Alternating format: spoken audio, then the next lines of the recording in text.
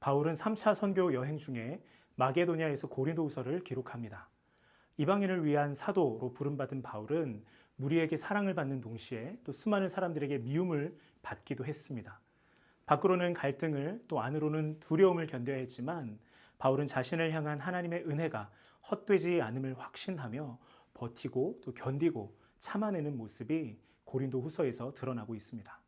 그는 어떻게 이러한 어려움을 견딜 수 있었을까요? 또 무엇이 그를 붙들어 주었을까요?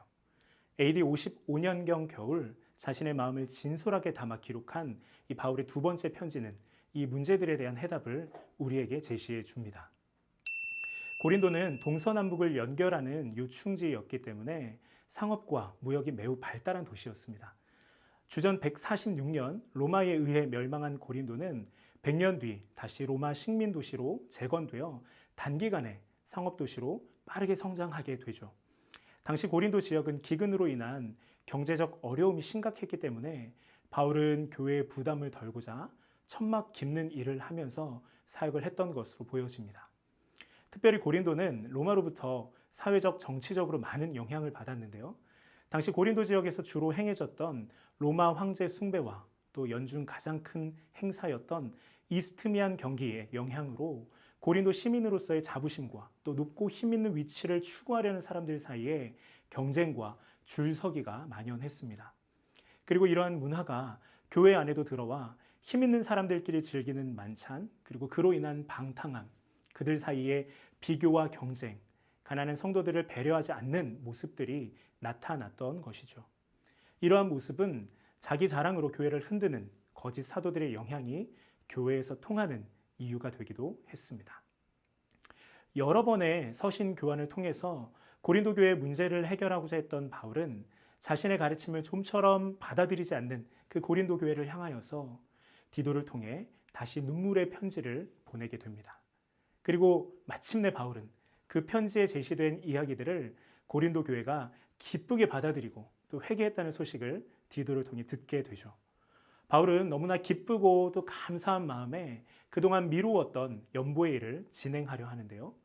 그때 마침 거짓 사도들이 교회에 들어와 거짓 자랑과 또 바울에 대한 참소로 교회를 흔드는 문제가 발생하게 됩니다. 이에 바울은 거짓 사도들의 문제와 관련하여 자신의 사도권을 변호하고 또 독자들에게는 바른 판단의 근거들을 제공한 부분을 추가하여 편지를 보내게 되죠. 고린도후서는 크게 두 가지 목적을 가지고 기록되었습니다. 첫 번째, 예루살렘을 위한 연보 사역에 고린도 교회에 참여를 요청하기 위해서입니다. 1년 전 고린도 교회가 참여하기 시작했던 그 연보 사역이 디도와 바울의 갈등으로 중단되었었는데요. 이제 그 갈등이 해결되면서 다시 연보 사역을 시작할 것을 권면하기 위해 본 서신을 기록한 것입니다. 두 번째, 거짓 사도들로 인해 흔들리는 교회를 바로잡고 하나님이 명하신 자신의 사역에 대해 변호하기 위해 기록되었습니다.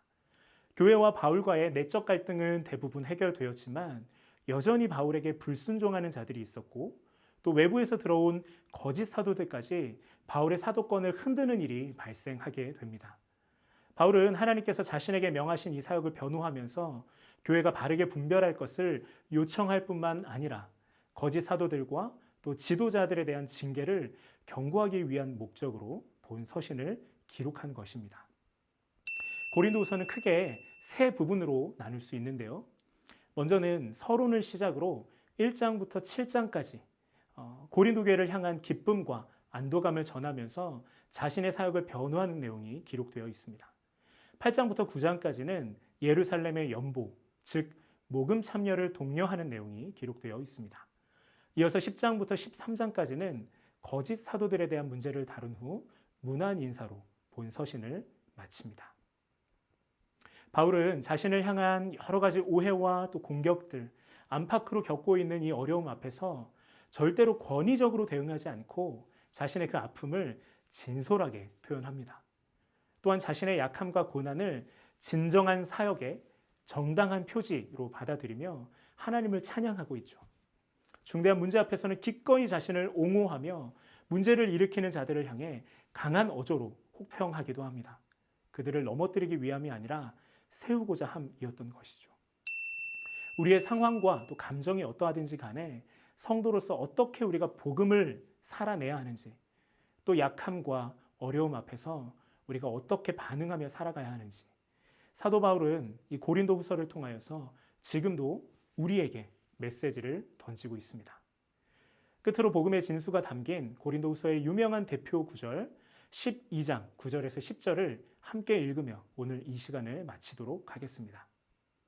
나에게 이르시기를 내 은혜가 내게 족하도다. 이는 내 능력이 약한 데서 온전하여짐이라 하신지라. 그러므로 도리어 크게 기뻐함으로 나의 여러 약한 것들에 대하여 자랑하리니 이는 그리스도의 능력이 내게 머물게 하려 함이라. 그러므로 내가 그리스도를 위하여 약한 것들과 능욕과 궁핍과 박해와 곤고를 기뻐하노니 이는 내가 약한 그때의 강함이라. 아멘.